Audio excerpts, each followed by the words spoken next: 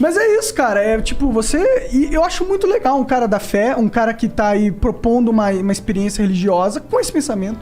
Porque é o que mais falta. E hoje em dia o que você mais vê é pessoas querendo ganhar dinheiro. Aquilo que você tá falando aí. Isso é das maiores sintomas da religião, do que fere, porque eu, pessoalmente, eu acho a religião muito importante.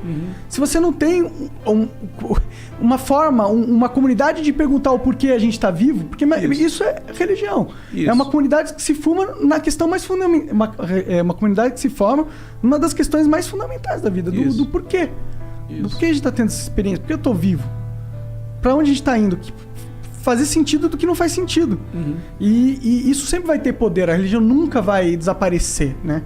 Então eu fico muito otimista vendo que aos poucos outros exemplos vão surgindo. Eu espero que fortaleça. Eu espero que igrejas assim... Você vê uma onda ou a sua é meio que única? Assim? Não é única. Eu dialogo com outros líderes, mas eu não tenho a ilusão de achar que esse pensamento ele esteja numa via de crescimento, entendeu? Porque o que é mais interessante não é a liberdade dentro da religião. O que é mais importante dentro do ambiente religioso é o aprisionamento. Porque quando eu aprisiono, eu tenho mais poder. Quando eu aprisiono do ponto de vista espiritual, eu falo o seguinte: eu sou um pastor, hein?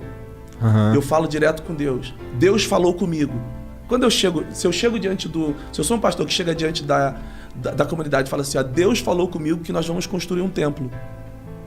Pô, se Deus falou comigo, que sou o cara que está lá à frente, quem é aquele membro que está ali sentado para dizer que Deus não falou? Então, isso é interessante do ponto de vista do controle. Porque eu uso assim: Deus me deu uma visão de que nós vamos levantar aqui 10 milhões para comprarmos uma rádio. E nós vamos, através dessa rádio, ganhar o Brasil todo para Jesus. Isso é muito mais interessante do que qualquer outra coisa. Então você tem uma religião que você utiliza como um instrumento de poder. Isso nunca vai acabar. Isso é interessante, isso fascina. Isso não é só interessante e dá dinheiro do ponto de vista... E funciona. E funciona. Isso não é interessante apenas do ponto de vista de quem está controlando. Mas os controlados gostam de saber que Deus falou com o homem de Deus. Deus falou comigo que Ele vai nos dar uma rede de TV. Deus falou comigo que tem uma pessoa aqui que vai dar 10 mil reais de dízimo e ela vai receber 2 milhões. Melhor que Mega Sena, né? Melhor que muita coisa. Puta merda. Então, aí, esse tipo Qual que é essa igreja aí que eu vou lá? Tem vários endereços aqui em São Paulo, inclusive. Olha só, isso aí é interessante do ponto de vista de quem controla, porque o benefício é muito grande, mas dos controlados também, o fascínio de ver alguém que falou assim: olha, Deus falou. Você já tá... Por várias razões, né? O cara tem uma vida difícil, não sei o quê.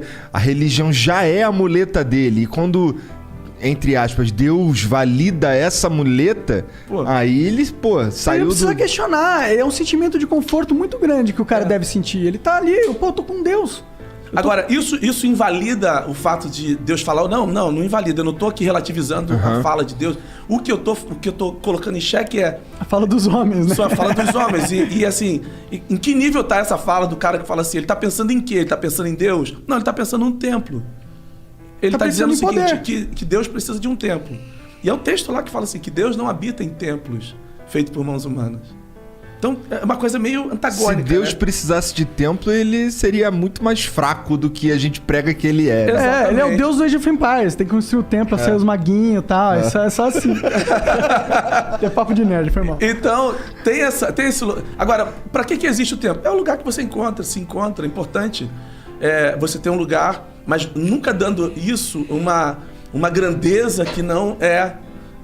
Ou dando identificando esse lugar como lugar do sagrado. É complexo isso, porque nós estamos falando de um cristianismo de 2000 anos, que construiu não só o Templo de Salomão aqui em São Paulo, mas Roma, o Vaticano. A Catedral da Fé também, né? A Catedral da Fé, exatamente. E o Vaticano também é construído com isso. Sim. Em nome de Deus.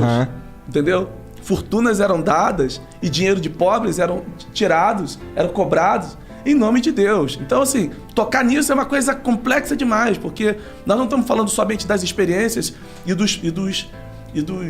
das referências que você tem na contemporaneidade. A história do cristianismo, de outras religiões também, mas eu estou falando desse lugar aqui, tem uma história marcada com edificações de templos. E todos esses templos são feitos em nome de Deus. Agora, interessante que as pessoas gostam desses lugares. Então, eu não quero relativizar os lugares, eu relativizo a motivação de se fazer e atribuir àquele lugar o lugar onde Deus está. E a gente não consegue, por exemplo, identificar que Deus está ali, mas Ele está também nas comunidades de base, na periferia, Ele está embaixo dos viadutos, onde tem pessoas sofrendo. Ele está ali no sofrimento das pessoas também. Na sua igreja